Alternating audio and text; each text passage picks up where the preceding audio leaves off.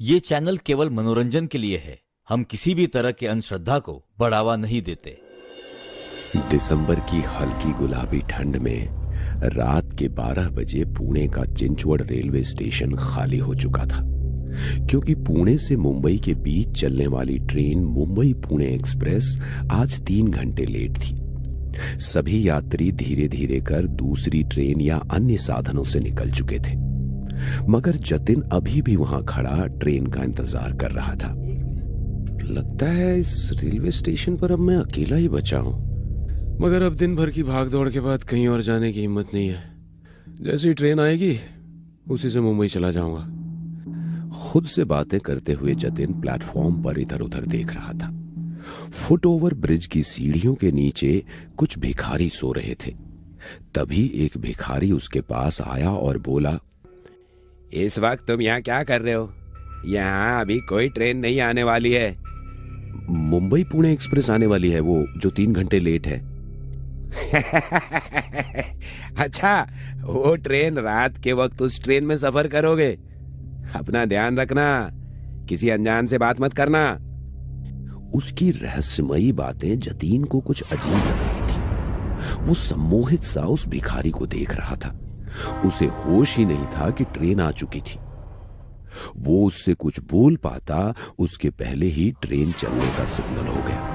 Horn देती हुई train ने गति पकड़ ली थी। जतिन उस स्टेशन से ट्रेन में चढ़ने वाला अकेला यात्री था और उसकी आंखों के आगे वो ट्रेन निकल जाती उससे पहले ही ट्रेन के आखिरी कोच में जैसे तैसे वो चढ़ गया। उसने दरवाजे से भिखारी की तरफ देखा तो वो भिखारी अभी भी रहस्यमय तरीके से मुस्कुरा रहा था। अचानक हुई इस भाग दौड़ से जतिन की सांस फूलने लगी थी। वहीं दरवाजे के पास खड़े खड़े उसने खुद को रिलैक्स किया और फिर खाली सीट पर जाकर बैठ गया। आंखें बंद करके वो कुछ सोच रहा था। खिड़की से बाहर की ठंडी हवा उसकी रूह को सुकून दे रही थी। तभी उसे एहसास हुआ कि कोई उसके करीब तेजी से सांसें ले रहा है। उसने आंखें खोलकर देखा तो उसके पास कोई नहीं था। यहां तक कि पूरा कंपार्टमेंट खाली था। पुणे मुंबई चलने वाली ट्रेन में कभी पैर रखने की भी जगह नहीं होती। उसका खाली कंपार्टमेंट जतीन के मन में बेचैनी पैदा कर रहा था। वो अपनी सीट पर से खड़ा हुआ और कंपार्टमेंट में नजर घुमाई तो दूसरे दरवाजे के पास वाली सीट पर एक व्यक्ति बैठा हुआ था।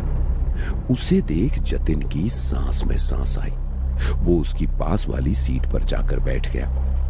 वो व्यक्ति जतिन को देखकर रहस्यमय तरीके से मुस्कुराने लगा, मगर उसकी आंखों में एक सूनापन था। शायद लेट हो जाने की वजह से ट्रेन पूरी खाली है। वो व्यक्ति जतिन की ओर देखता रहा और कुछ नहीं बोला। ये बात जतिन को अजीब लगी। वो आंखें बंद करके दोबारा बैठ गया, मगर उसे अजीब सी बेचैनी होने लगी। वो खिड़की से बाहर देखने लगा। बाहर धूप अंधेरा था। ट्रेन चल के काफी देर हो गई थी, मगर कोई स्टेशन नहीं आया। ये बात जतिन को हैरान कर रही थी। क्या देख रहे हो कि अभी तक कोई स्टेशन क्यों नहीं आया? जतिन हैरान हो गया कि उसे कैसे पता चला कि जतिन क्या सोच रहा था। क्या सोच रहे हो? मुझे पता है कोई स्टेशन नहीं आया है और नहीं आएगा। तुम गलत ट्रेन में चढ़ गए हो। गलत नहीं, मैं तो सही ट्रेन में चढ़ा था। क्या तुमने गौर किया तुम्हारे अलावा इस ट्रेन में कोई और क्यों नहीं चढ़ा? ये पूरा कंपार्टमेंट खाली क्यों है?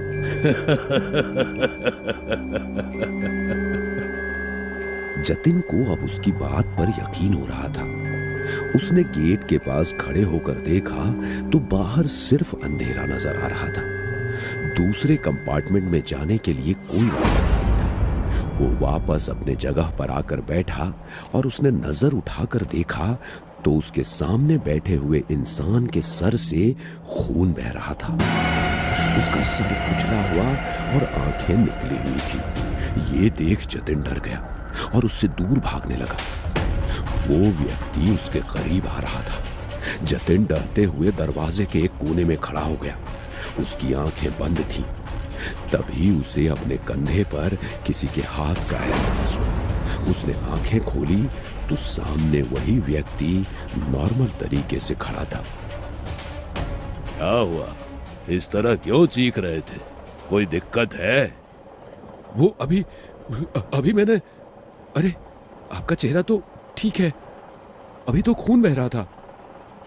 अरे वो खून, वो तो बरसों पहले मुझे चोट लगी थी, उसके कारण तुम्हें नजर आया होगा। बरसों पहले की चोट का खून अब? हाँ, करीब 20 साल पहले इसी ट्रेन से सफर कर रहा था मैं। उस दिन भी ये ट्रेन लेट हो गई थी। प्लेटफॉर्म पर मेरे साथ 1-2 पैसेंजर ही थे। मैं ट्रेन में चढ़ा तो मेरे पीछे कुछ शराबी भी चढ़ गए। पूरी ट्रेन खाली थी, उसके बावजूद जगह के लिए मेरे साथ हाथापाई करने लगे और थोड़ी सी बहस हुई तो उन लोगों ने मुझे चलती हुई ट्रेन से बाहर फेंक दिया। मेरा सर बिजली के पोल से टकराया और उसमें से खून की धार बह गई। मैं पटरी पर गिर गया। इसके पहले कि मैं खुद को संभाल पाता, एक ट्रेन धड़धड़ाते हुए मेरे ऊपर से गुजर गई। तब से मैं इस ट्रेन में उन लोगों को तलाश रहा हूं। न जाने कब मेरी तलाश पूरी होगी। कहते हुए उस व्यक्ति के चेहरे पर मायूसी के भाव आ गए। वैसे आप कहानी अच्छी सुना लेते हैं। यदि आपके ऊपर से ट्रेन निकल जाती तो इस वक्त आप जिंदा नहीं होते। किसने कहा तुमसे कि मैं जिंदा हूं? मैं तो मर चुका हूं। कितना बेहुदा मजाक है। मुझे इस तरह का मजाक बिल्कुल पसंद नहीं है।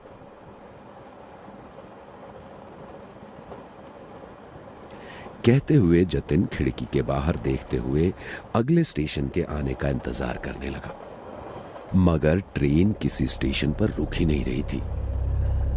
तुम इंतजार करते रहोगे, लेकिन ये ट्रेन नहीं रुकेगी। कहते हुए उस व्यक्ति का हुलिया बदलने लगा। कुछ देर पहले जतिन को वो जिस रूप में नजर आया था, वैसे ही भयानक रूप में उसके सामने था। डरते हुए जतिन ने चेन खींचकर ट्रेन को रोकने की कोशिश की, मगर जैसे ही उसने चेन खींची, ट्रेन की स्पीड और बढ़ गई। झटका लगने के कारण वो जमीन पर गिर गया और वो व्यक्ति उसके सामने आ गया। मैंने तुम्हारा क्या बिगाड़ा है? क्या चाहते हो मुझसे? मैं तो तुम्हें जानता भी नहीं, मुझे जाने दो। कहते हुए जतिन उससे दया की भीख मांगने लगा, मगर वो व्यक्ति उसे और डराने लगा। उसके सर से बहने वाला खून जतिन के ऊपर गिर रहा था। डर के कारण जतिन की हालत खराब होने लगी। तभी अचानक वो व्यक्ति पीछे हट गया। जतिन ने राहत की सांस ली। क्या तुम सच में मेरी मदद कर सकते हो? मुझे छोड़ दो, मैं आपके लिए कुछ भी करने को तैयार हूं।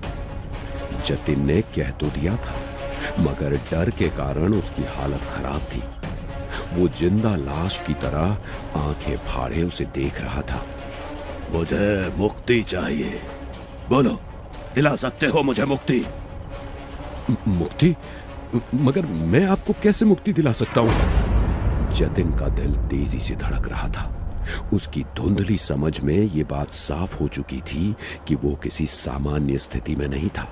ट्रेन, वो व्यक्ति और पूरी रात सब कुछ एक बुरे सपने जैसा लग रहा था, जिससे वो जाग नहीं पा रहा था।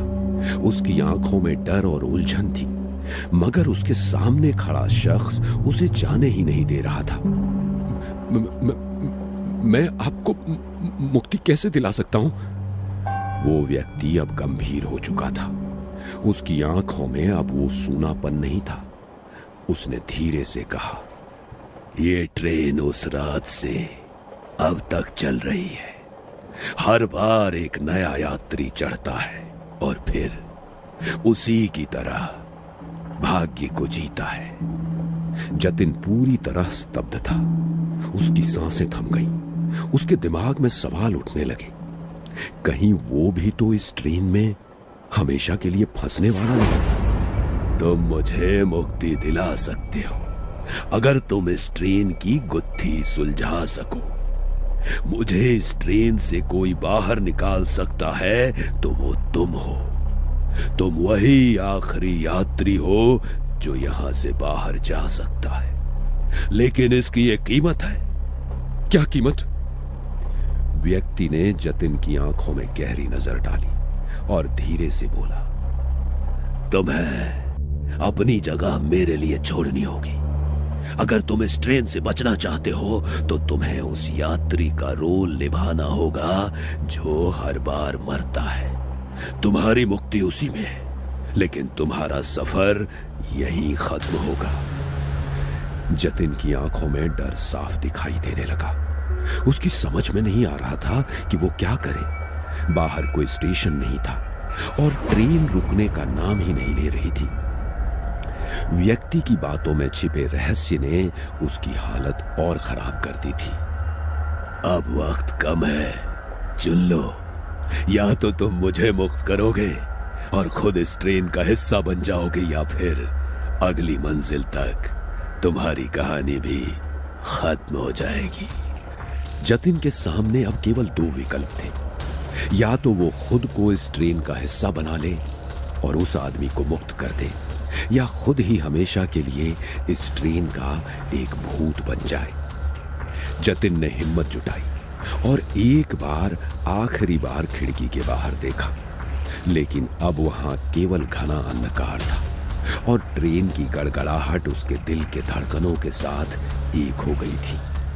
उसका दिमाग ठंडा हो गया था और वो धीरे धीरे उस अजनबी की ओर बढ़ा। ठीक है, मैं तुम्हें मुक्त करूंगा।